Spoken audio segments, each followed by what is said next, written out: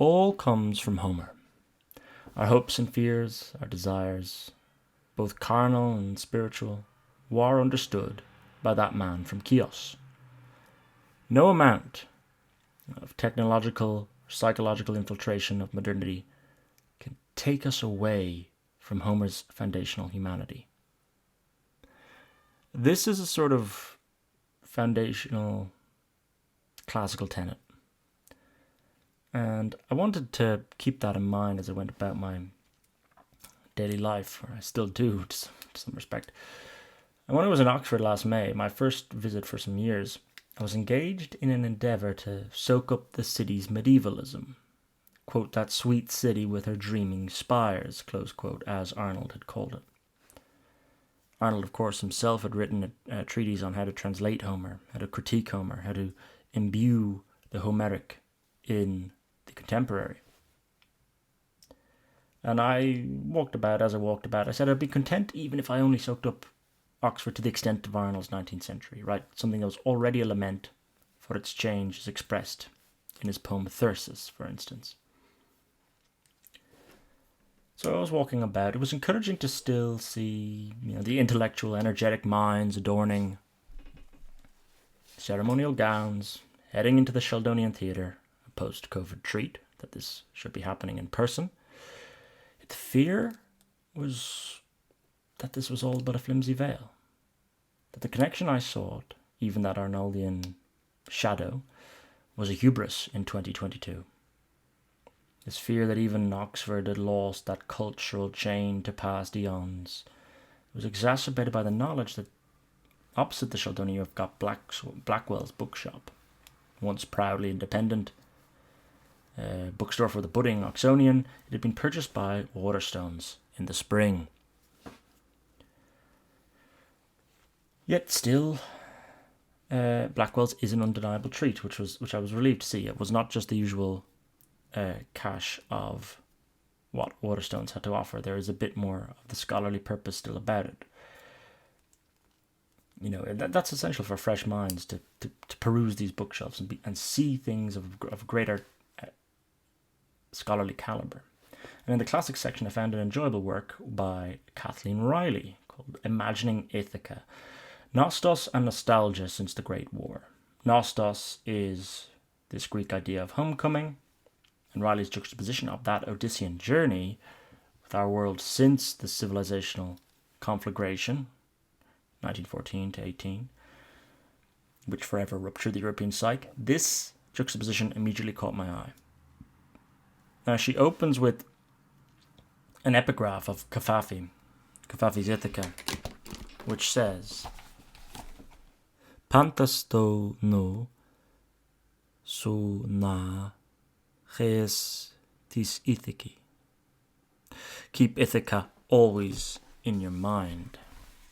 And I recommend people look up that poem by Kafafi. It's quite good, even in translation. So keep Ithaca always in your mind. What does this mean? This is the Homeric chain I was looking for in some respects. And the book was published quite recently, so there you still have the continuum. Here's the central thesis that Riley wants to go for. That since the Great War, Ithaca, or homecoming, more largely, had been something both elusive to the European mind, yet all-consuming to it. A vision, feeling it provokes was prominent throughout the 20th century, right down to the centenary of the war's outbreak in 2014, which inspired Riley to write the book. Riley leaves through a number of famous works. For instance, Eric Maria Remarque's All Quiet on the Western Front, Vladimir Nabokov's Speak Memory. You've got Alan Bennett's An Englishman Abroad, to name but a few. She works through about 19 works in all. And in each, Riley's keen to place the power of the setting, often imaginary, or a setting that one yearns for rather than a setting one is surrounded by. This is the emotional drive of each of the 19 works she goes through. Consumed by Nostos is either the reader or a character in the reader, and it's critical to the European mind of the 20th century. Nostos and nostalgia seeped into Europe's oeuvres.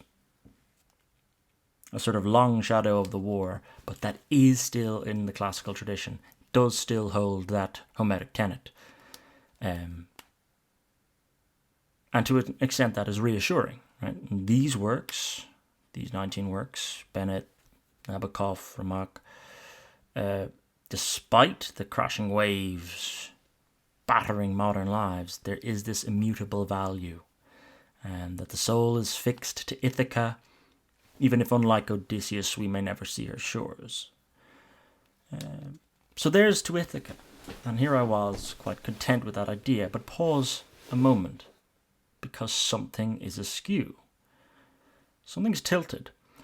Homer balanced that vision of Ithaca with another setting, one just as powerful as the homeward pull. Not Ithaca, but Ilium, namely the plains of Troy.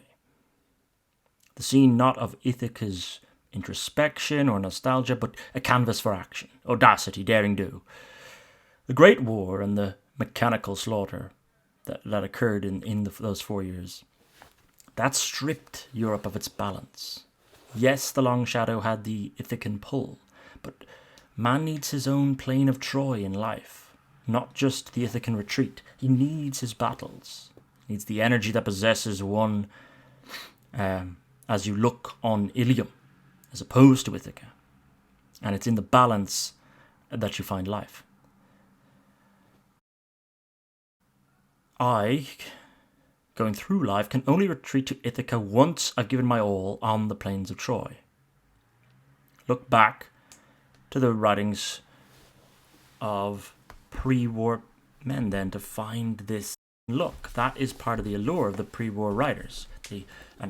For instance, two particularly energetic writers, you have the 19th century Hazlitt and Carlyle, possess this Ithacan look. They're not afraid of the battle. They're not afraid of something a bit more raw in the nature of man. This idea that the To Ilium look balances the Ithacan look came while I was reading, shortly after, a Riley passage from Imagining Ithaca, a Hazlitt passage from the early 19th century called The Fight, where he describes his encounter of two men fighting just in a local rural pub. But this is under the section of culture in his writings. You know, Hazlitt, the fight was a part of culture to Hazlitt. And Hazlitt was always obsessed with the real, not the abstraction. That's part of what he likes about his Shakespearean drama. Here's a passage from his description of the fight. He made mincemeat of a drunken, stupid, red-faced, quarrelsome, frowsy farmer who's known he moralized into 1,000 smiles. Moralized into 1,000 smiles. He quotes Shakespeare. And he compares it to a scene of Hogarth. He and Shakespeare, that Hogarth, were two of our best men at copying life. There's a vibrancy in the fight. When he describes this, and with the energy of a lot of his writings, Hazlitt is embodying the To Ilium look, which was once just as powerful as the Ithacan look, but wasn't in the 20th century. And so the idea struck my mind. To Ithaca or to Ilium? To Ilium or to Ithaca? Which way does a man look? How to balance it? Much has been made of the anchorless, rootless civilization that can occur as you float away from the church or whatever your religious kernel is. But there's a certain truth to this, I don't deny it, but it seems to me that there exists this other imbalance. All Ithaca know Ilium. To Ilium gives a man the drive to work, to succeed amongst his peers in public struggle. To Ithaca, this outlook gives him a place in which he knows he can retire, to re-energize, to foster a family community. With the reneging of the Ilium mindset, you abandon half your humanity or half your civilization. The magnet has two poles, north-south, Ithaca, Ilium. And in particular, we've seen COVID in the last few years, this claim to initiate a new normal whereby the homework environment has become muddled. And if we go, there was a worker for Jaggers in Dickens's great expectations, whose life was defined by the work-life split, the compartmentalization of these things. That's his Ithaca-Ilium split. And so when these get muddled, the work-life environment, we're muddling an Ithaca-Ilium mindset. So it's not out of nowhere that with the melting of the scales rather than the balancing of them, you get modern phrases like an overload of work. Where's the work-life balance? Where's mental health? And the bemoaned COVID creep of a few years ago. As per usual, it's looking at the problem in a classical perspective that provides the clarity. Am I looking to Ilium or to Ithaca? Know both modes, know when to execute them, know in the people you are dealing with what their mindset is in turn. Are they looking towards Ithaca or Ilium? Now once this is understood in the classical way, dealing with our counterparties becomes less strenuous. This is the sort of clarity Arnold always sought for when he looked back to the Greeks. So, reading together Hazlitt and Riley, I come up with the not so original, but nevertheless important adage, to Ilium or to Ithaca.